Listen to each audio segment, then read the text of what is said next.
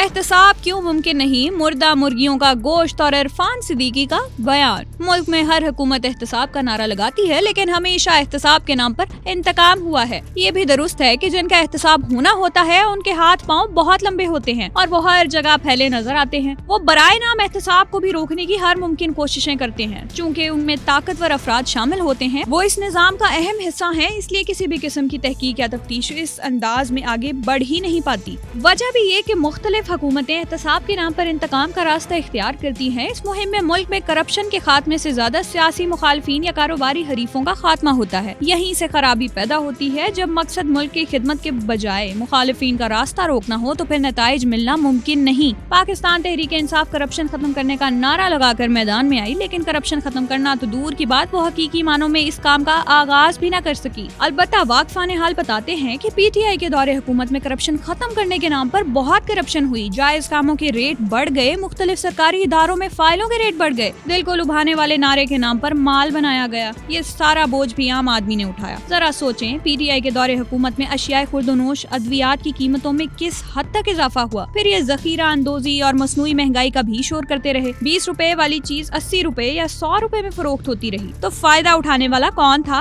हुकूमत क्यों महंगाई पर काबू पाने में नाकाम रही? वजीर आजम जाती हैसियत में महंगाई का नोटिस लेते रहे, लेकिन महंगाई का जिन काबू आने की बजाय गरीबों को खाता रहा। सरमायादार कमजोरों का खून चूसते रहे और हुकूमत खामोश तमाशाई बनी रही। क्या इस वक्त ये एहतसाब नहीं होना चाहिए था कि आटा, दाल, चावल, गंदम, सब्जियां, फल और अद्वियात समेत जिंदगी गुजारने की बुनियादी जरूरियात पर कौन नाजायज मुनाफा कमाता रहा है? क्या ये करप्शन नहीं थी? क्या ये मिली भगत नहीं? क्या इस मश्क से मुल्क में अरबों खरबों नहीं कमाए गए? गरीब आदमी की जेब पर वजन डालने से बड़ी करप्शन कौन सी हो सकती है? सो पाकिस्तान तहरीक इंसाफ ने मुल्क में निजाम को बेहतर करने का बेहतरीन मौका जाया किया। एक ऐसा वक्त जब उन्हें हर तरफ से मदद और ताउन हासिल था, वो काम करने की बजाय बयानात और सियासी मुखालिफिन का गला घोंटने में मसरूफ रहे। जो हुकूमत के पसंदीदा थे वो माल बनाते रहे और आम आदमी पिसता रहा, और ये सिलसिला आज भी जारी है। जब पाकिस्तान तहरीक इंसाफ की हुकूमत थी, उन्हें ये मशवरा दिया गया कि महंगाई मुल्क का सबसे बड़ा मसला है, तो कुछ लोगों को बुरा लगा क्योंकि उनके सियासी नारों को नुकसान पहुंचता था। उन्होंने ना तो महंगाई पर काबू पाने के लिए अमली इक़दाम उठाए और ना ही करप्शन को हकीकी तौर पर खत्म करने की हिकमत अमली इख्तियार की। अब पीटीआई की हुकूमत नहीं है तो उन्होंने एहतसाब के नारे से भी हाथ खड़े कर दिए हैं। अब वक्त गुजर चुका है तो उन्हें गुजरा हुआ वक्त याद आ रहा है। सारी जिंदगी पाकिस्तान में गुजारने वाले, सियासी जद्दोजहद का दावा करने वाले अगर निजाम की बुनियादी खामियों से भी ना वाकिफ रहे तो मुल्क के करोड़ों लोगों की इससे बड़ी बदकिस्मती क्या होगी। साबिक सदर मुमलिकत और तहरीक इंसाफ के रहनुमा आरिफ अलवी ने कहा है कि पाकिस्तान में एहतसाब करना मुमकिन ही नहीं और मैं हिम्मत हार गया हूँ। सारा एलीट क्लास इसके खिलाफ है कि कोई एहतसाब या तहकीकात हों। लोगों को यकीन है पाकिस्तान में इंसाफ नहीं होगा। मैं तो हिम्मत हार गया हूँ, एहतसाब करना पाकिस्तान में मुमकिन ही नहीं। जनाब साबिक सदर साहब, आप ताकत में थे। इस बयान का मतलब है कि आप नाकामी तस्लीम कर रहे हैं। आप मलबा एलीट पर डाल रहे हैं और कौम को ये बताएं कि क्या वो एलीट आपकी जमात का हिस्सा नहीं थे? क्या इस एलीट क्लास ने आपकी हुकूमत में फायदे नहीं उठाए? यानी आपने मालदार सरमायाकार सनतकार के सामने हथियार फेंक दिए। लेकिन इन लाखों वोटर्स का क्या करें जिन्होंने सिर्फ करप्शन के खात्मे का नारा सुनकर पीटीआई को वोट दिया था। हकीकत कौम के सामने रखें, अपनी नाकामी दूसरों पर डालने की कोशिश मत करें।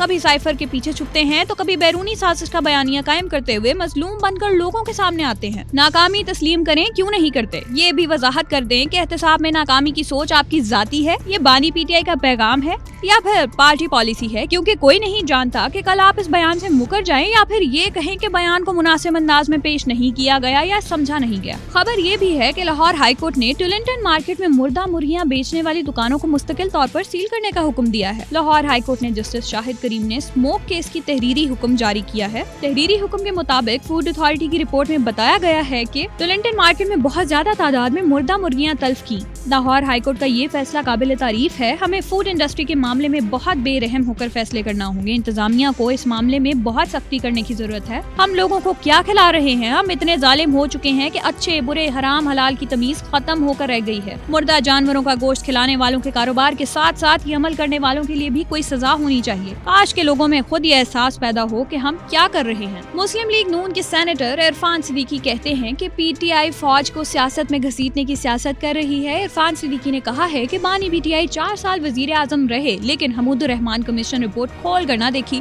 आज वो बदनीयती की बुनियाद पर हमूदुर रहमान कमीशन का मामला उठा रहे हैं। इमरान खान खुद को शेख मुजीब और आर्मी चीफ को याहिया खान कह रहे हैं। अगर ऐसा है तो बताएं कि आज की मुक्ति बानी कौन है। इरफान सिद्दीकी मेरे लिए बहुत मोहतरम है, इनकी मौजूदा राय का भी एहतराम करता हूँ, लेकिन हमारी बदकिस्मती ये है कि हर सियासी जमात के लिए फौज को निशाना बनाना सबसे आसान है। मुस्लिम लीग नून हो या पाकिस्तान पीपल्स पार्टी या फिर पाकिस्तान तहरीक इंसाफ, हर सियासी जमात अपने अपने वक्त में सियासी नाकामी का जिम्मेदार फौज को ठहराने की कोशिश करते हुए खुद को मजलूम साबित करने की कोशिश करती है। यही तहरीक इंसाफ थी जो कि अफवाज पाकिस्तान की सबसे बड़ी तर्जुमान थी। आज वो अपनी हर सियासी नाकामी का जिम्मेदार फौजी क़यादत को करार दे रहे हैं। क्या ये मुल्क दोस्ती है? पीटीआई की मौजूदा पॉलिसी तो सिर्फ और सिर्फ इंतशार और नफरत है। हर वक्त बयानात में तब्दीली और गलत बयानी से मुल्क में अफरा तफरी फैला रखी है। मुख्तलिफ वक्तों में ये काम दीगर सियासी जमातें भी करती रहती हैं, लेकिन पीटीआई ने सबको पीछे छोड़ दिया है। इरफान सिद्दीकी साहब की जमात पर मुश्किल वक्त इस लिहाज से जरूर है कि उन्हें अवामी दबाव का भी सामना है और मुल्क भी सियासी और मुआशी मामले में शदीद मुश्किल दौर से गुजर रहा है। नून लीग की क़यादत पीटीआई को उनके गलत फैसलों हिकमत अमली की वजह से निशाने पर जरूर रखे, लेकिन तमाम सियासी जमातों को नाकामियों का मलबा रियासती इदारों पर डालने की बजाय अपनी इस्लाह करनी चाहिए। आखिर में जॉन एलिया का कलाम, उसके पहलू से लग के चलते हैं हम, कहीं टालने से टलते हैं। मैं उसी तरह तो बहलता हूँ और सब जिस तरह बहलते हैं। वो है जान अब हर एक महफिल की, हम भी अब घर से कम निकलते हैं। क्या तकल्लुफ करें ये कहने में, जो भी खुश है हम उससे जलते हैं। है उसे दूर का सफर दरपेश, हम संभाले नहीं संभलते हैं। है अजब फैसले का सहरा, चल ना पड़े तो पाँव जलते हैं। हो रहा हूँ मैं किस तरह बर्बाद, देखने वाले हाथ मलते हैं। तुम बनो रंग तुम बनो खुशबू, हम तो अपने ही सुखन में